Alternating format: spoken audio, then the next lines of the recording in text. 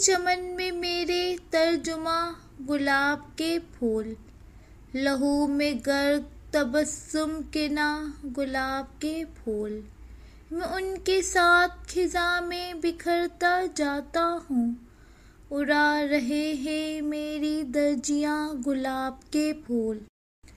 جس انجمن میں تھا کہ کاغذی گلوں کا چلن، اس انجمن میں جلے رائگاں گلاب کے پھول۔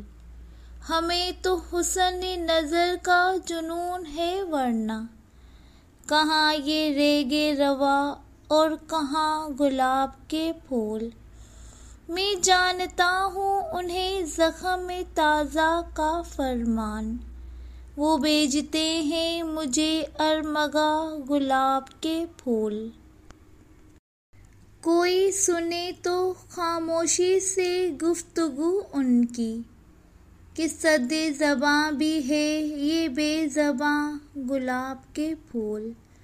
دعائیں کاوش امجد کو دیجیے خورشید، ہے جس کے فیض سے نکہت فشاں گلاب کے پھول۔